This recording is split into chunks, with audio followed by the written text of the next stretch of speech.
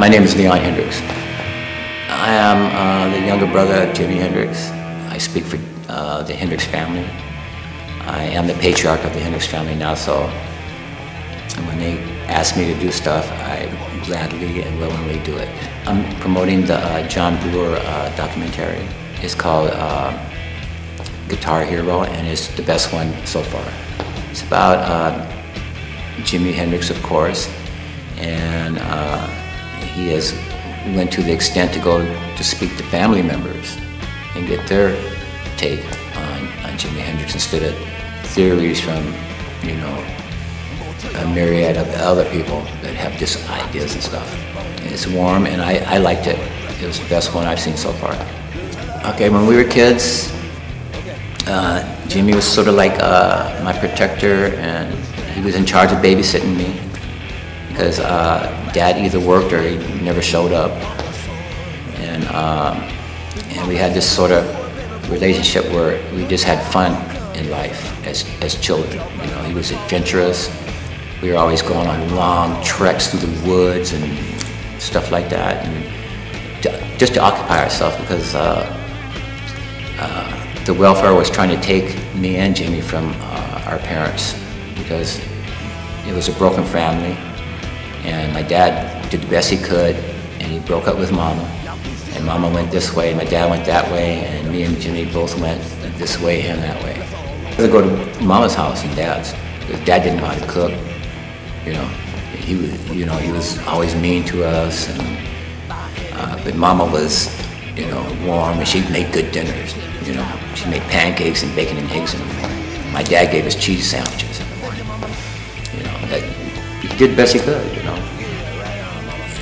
Well, that's a funny question, because just like everybody else remembers Jimmy through his music, you know, that he left here, and it's very powerful and very present, even in this time. And that's my memory, that he left me, you know. And plus, he's like an omnipresent spirit to me now. Like everywhere I go, he seems like to be with me. And you know, even people have said that, hey, who's that guy in back of you? You know. And I look around, there's nobody there. And they said, I swear to God, I just saw your brother. You know. And even girls have said that. They're looking in the mirror, and they come run out of the bathroom, they go, Leon, were you just in the bathroom? I go, no. And they said, well, it's either you or Jimmy. I said, well, it was probably Jimmy. Don't worry, he's cool. And if you're pretty, he's just probably checking you out. You know. It was personal because he is my brother, and he still is my brother, and he still dwells with me. And to try to divide that up, it seems to me is like,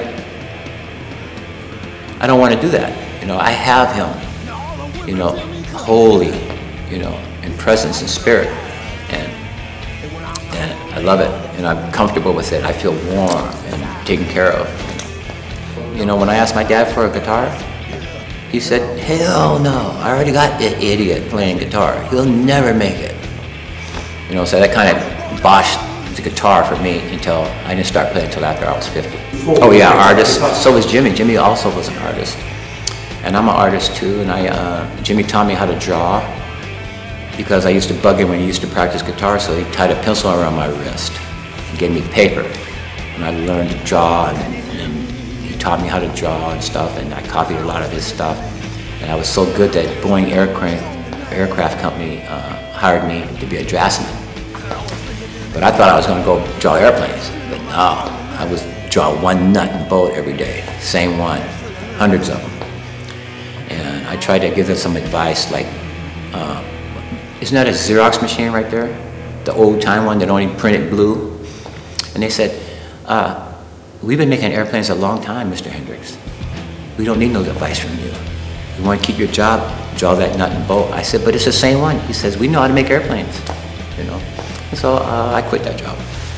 And then I got another job for an art company, and I was their best artist for a long time. I drew cats. You know, cats were good for old ladies bought them, and girls bought them all the time. So I made postcards, you know, Hallmark cards, and And I draw a lot of portraits of Jimmy. I was in prison at the time when he died. But it got me out of prison. Got to go to the funeral, and then the lawyers got me out after that, a couple of months. It was a great loss at the time, but that loss has been, it's like a rebirth. I have it all now, and it's like I said, I carry his spirit, and he's everywhere for everybody now. If you wanted, a lot of people have told me that Jimmy inspired them so much and helped them through their careers and stuff, especially guitar players. That they feel the same thing I feel, is that I don't mourn anymore. I embrace, his presence that he left us, and that's fine.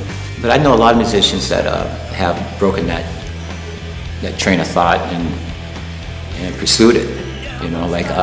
Like Robin Trower, for instance. He was with Small Faces or something before that, or Poco Harum. He never played like he played when Jimmy was alive. But he told me, he said, when Jimmy died, for some reason, his spirit opened up too. And he's able to play like he plays, Like, I see him in concert all the time. Every time I get a chance, I go. He plays the guitar out of a little amp, makes all them sounds. And he said because of Jimmy, he was able to do that. And Jimmy left a pattern for him. And every guitar player I know has said that they were influenced by Jimmy. And there's not one guitar player that I've ever met that denies it.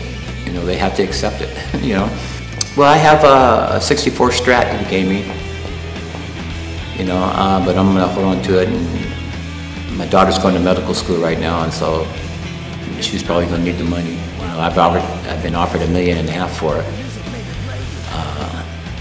But I'm just gonna hold on to it, and I got stuff. I got rings and jewelry, and he liked earth. He didn't like diamonds and stuff like that. He liked Indian jewelry and simple stuff that was beautiful and had presence with it because it was earth stuff. Okay, I won't go out and say that he's a prophet, but I go out and say that he was a very spiritual person, and he conveyed that in his music and his lyrics.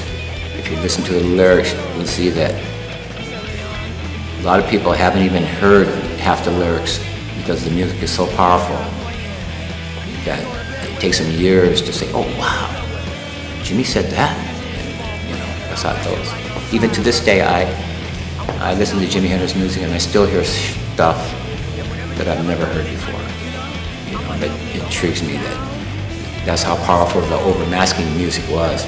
But the undertones, you can't hear until like years later. You go, wow, man, I never knew he did that in that song. Thank you, Jimmy.